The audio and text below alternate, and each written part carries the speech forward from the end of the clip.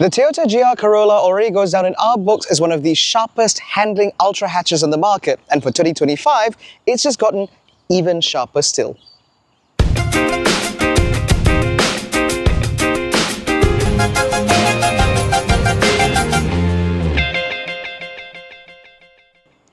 Now, the GR Corolla has technically been facelifted, although the aesthetic changes are not really the biggest deal here. The biggest change actually comes from what's underneath the bonnet and what's underneath the skin.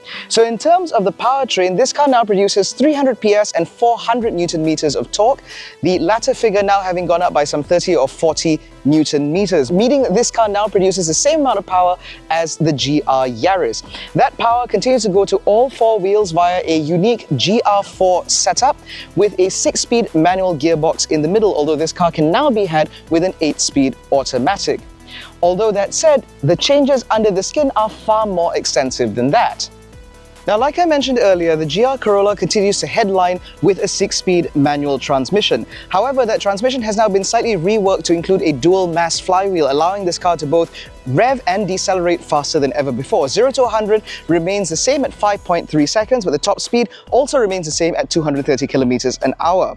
Now, underneath the skin, there is an uprated cooling package, which now has an uprated fan, which can spin at an even higher RPM in order to ensure that this car remains nice and cool. That GR4 system has also been slightly reworked, where the torque split now goes 60-40 in normal mode, 50-50 in gravel mode, as well as a track mode which allows it to split between 60-40 to 30-70 depending on conditions, whereas previously it was locked at 50-50. Now, on top of that, in terms of the driving dynamics, there have been further changes in order to make this car drive even sharper than before. Rebound front and rear have been suppressed in order to reduce wheel lift during hard cornering, whereas the anti-roll bars have also been reworked in order to improve overall wheel contact, again in order to improve this car when driven on the ragged edge. The trailing arm mounting point has also been raised in order to reduce this car's squat under heavy acceleration, and so that ensures that the posture of this car remains level and predictable throughout varying conditions, more importantly when you're driving at higher speed. Now, for the GR cars, it's always been a matter of function over form, although the form of this car has had to be reworked in order to fit a little bit more function. So the front end of the facelifted GR Corolla now has a much more aggressive face, replete with these sort of air intake boxes on either side, again in order to improve airflow into the improved cooling system, and that bleeds into the already large lower radiator grille. Flanking those are a set of full LED headlights replete with automatic LED high beam, but we have lost the front fog lights again in order to make room for those improved radiators. On top of that, because of the improved airflow into the front end, that's also improved brake cooling over the front wheels, although the exits to that remain up here on the corner and up here on the fender. The top mounted bonnet scoops still remain in order to improve, again, hot airflow over the engine, and overall I still think the GR Corolla is still one of the best looking vehicles that Toyota currently makes. Now, down the side, nothing has changed because nothing had to. Rolling stock is handled by a set of 19-inch lightweight single forged alloy wheels wrapped in Yokohama Advan tires with no change between front and rear tracks, and I do think that this wheel design sets off the GR Corolla really well.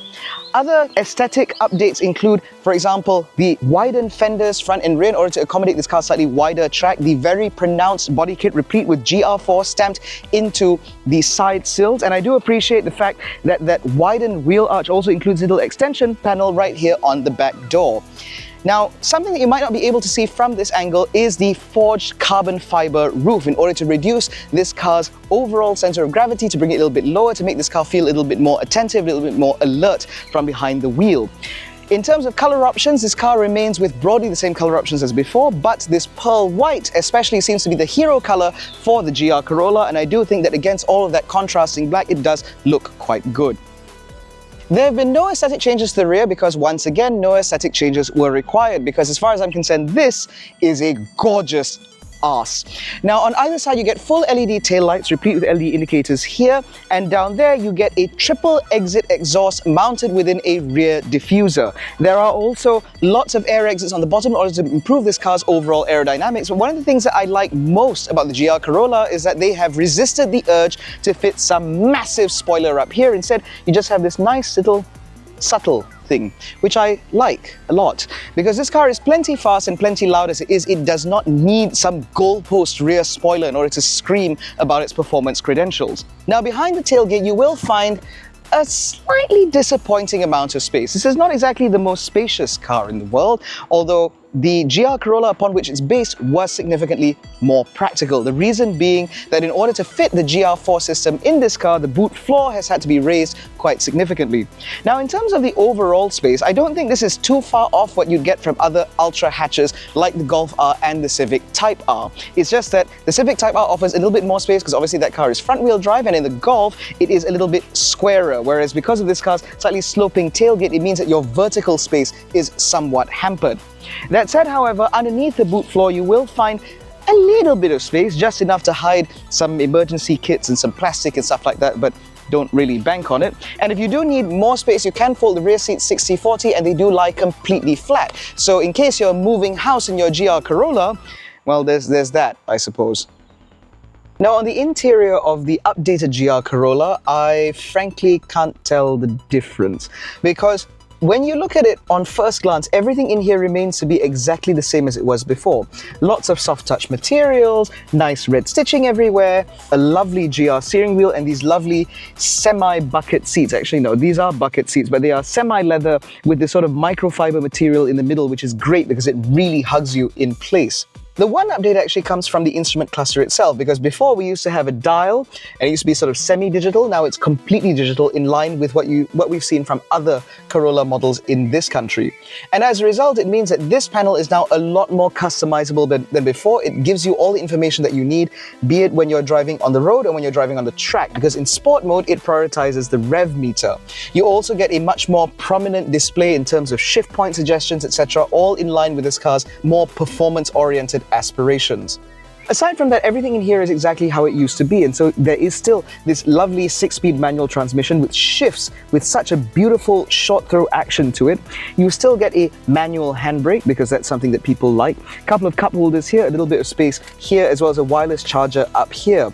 Now, if I recall correctly, one of the engineers was saying that the depth of the wireless charger has been made a little bit more significant in order to hold phones a little bit better. It seems that they were flying out when driven intently. But beyond that, you still have the IMT button, the drive mode selector here, which allows you to choose between normal, sport, and eco, as well as a DSP off system, or ESC off. Now down here is your GR4 selector, which allows you to choose between normal, gravel, and track. And overall, life in here is exactly how you'd expect it. In terms of the seating position, everything here is exactly how you'd want it, where you have a huge amount of adjustment from the seat, both in terms of height as well as obviously movement, etc. And of course, the steering wheel is also very adjustable, allowing you to get to just the right driving position. Now, beyond all of this, there's also a full color heads-up display which works primarily to show you your speed as well as some ADAS functionality. But of course, when you're in sport mode, it also helps to show you your shift points, which is absolutely excellent for a vehicle like this. Now, other things of note include a manually dimming rear view mirror, which is not great given that this car pushes well over 300,000 ringgit, but at least you get a dash cam as standard, so it's not all bad. Now, even though this is a C-segment hatchback, life back here is actually not that bad. With the front seat set up in my driving position, about 170 centimeters, as you can see, I have a good amount of knee room and a pretty good amount of headroom. And even though this car has an all-wheel drive system necessitating a prop shaft through the middle, for the two outer seats, life isn't so bad. I've got plenty of space for my feet. I can tuck my feet in underneath the seat in front of me. I have this deployable center armrest with a couple of cup holders. I've got a small bottle holder here and a smaller cubby hole up here, as well as decently sized seat pockets, which I think is all not so bad. I also have access to the USB-C port as well as a 12-volt socket, although I wouldn't put a fifth passenger in here because obviously the central tunnel is quite high and this car overall is not that wide. Now, if you are trying to fit a bulky rear-facing child seat in here for whatever reason, you will find that life is not so great because these doors don't open very wide, and of course, because the rear seats sort of recline and curve backwards a little bit, they might end up rubbing against this furthest edge here. However, booster seats shouldn't be an issue whatsoever. The ISOFIX mounts themselves are not very hard to locate, and overall, it really isn't that bad. Again, this is supposed to be an ultra hatch, and so compared to vehicles like the Civic Type R, I think the quality back here is about as good, and in fact, I think the seating is a little bit more comfortable.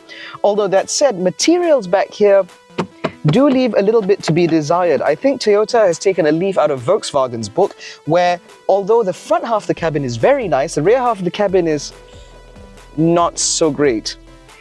But again, this is all secondary because this is a GR Corolla, not a Corolla GR Sport, and that key differentiator becomes abundantly clear the moment you hit the start button.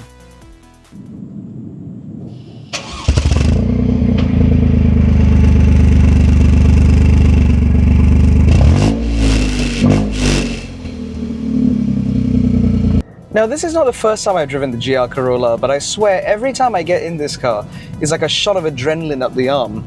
I'm not sure if it's the noise or if it's just this overall presentation, but the moment you get in it, you know that you're in something a little bit more exciting, and that's before you even get to tickle the throttle. And then once the engine comes on song, oh, what a lovely noise. And on top of that, you also get a little bit of turbo whistle as you come off the throttle, which I swear just becomes a very addictive game. Now, from behind the wheel, there have been a lot of those revisions, as I mentioned, towards this car's suspension and overall dynamics, and I can say that you do feel them from the get-go. The way this car changes gear, that hasn't changed. That's still a lovely positive action. But the way this car changes direction, however, now that seems to have been improved. Not that the GR Corolla was not already an incredibly sorted tool to begin with, but it just feels like it's gotten a little bit sharper, a little bit more poised, especially when driven right on the ragged edge. But of course, I imagine none of this really matters to you if you're considering driving one of these every day, because in the daily grind, what does it matter if they've changed the damping rates? What does it matter if they've changed the mounting point for the rear dampers in order to improve this car's poise? Overall, you're not really going to find out any of these things if you're just driving to work and back, and I can completely understand that. But I can say that it's not necessarily the individual parts, but the sum of it that really create and really magnify the GR Corolla experience. Because even when driving about in town, as I have done over the last 400-ish kilometers, I can tell you that every drive in this car feels like a little bit more of an event. You feel a little bit more involved, you feel a little bit more in control.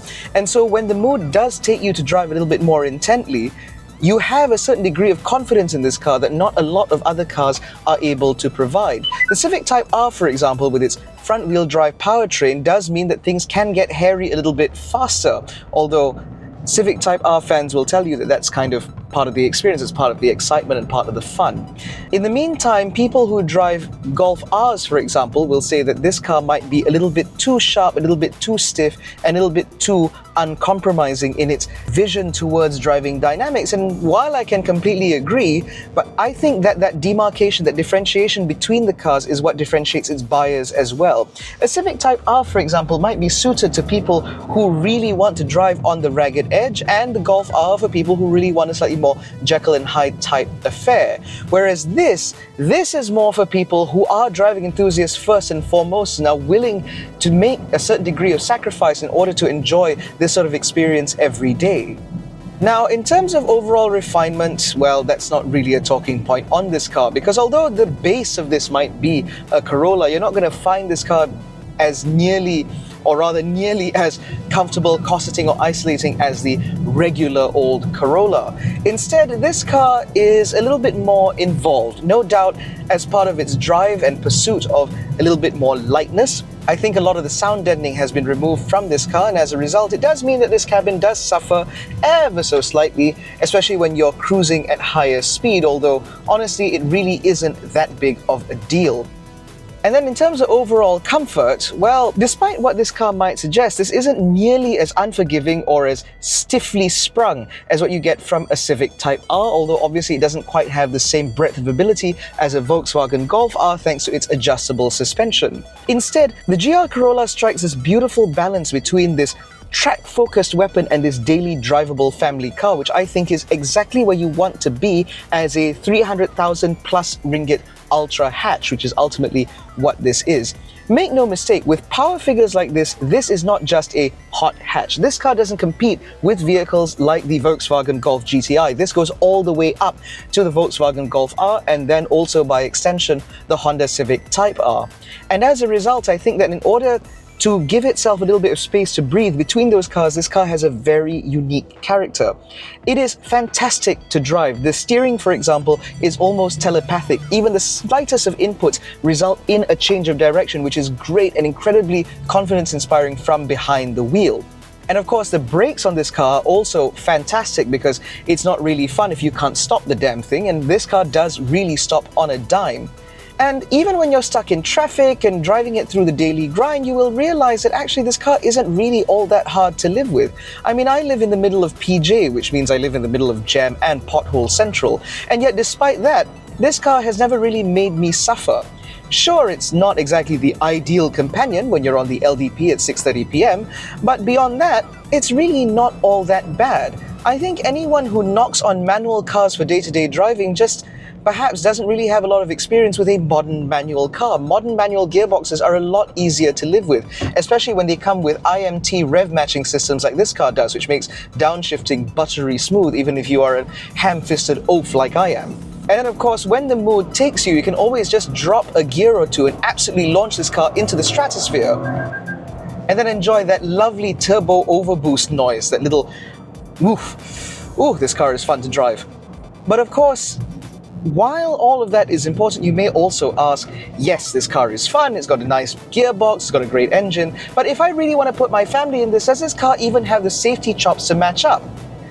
Well, I am pleased to report that just like the pre-facelift GR Corolla, this facelifted model also comes with all the Toyota Safety Sense goodies, which means that you get things like lane departure warning, lane centering, blind spot monitoring, rear cross traffic alert.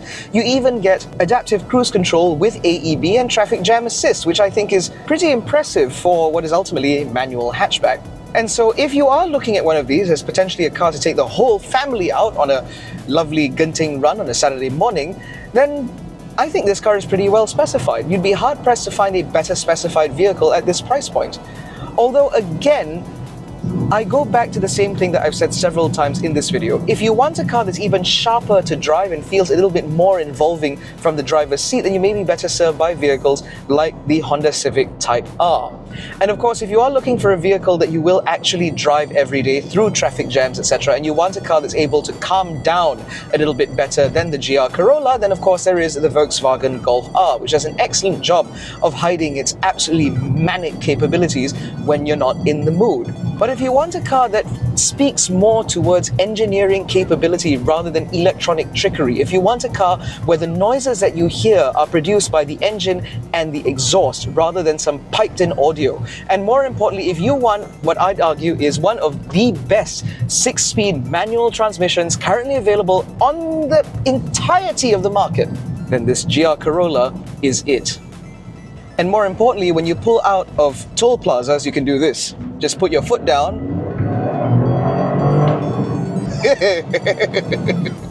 God, that never gets old. In any case, that concludes our review of the 2025 Toyota GR Corolla. If you enjoyed this video, please give it a thumbs up, subscribe to the channel, hit the little bell icon so you're notified every time we make a new upload. Don't forget to follow us on Facebook, Twitter and Instagram. All the links are in the description below. Thank you so much for watching. We'll catch you in the next one. Take care, stay safe, and always adhere to motorway speed limits.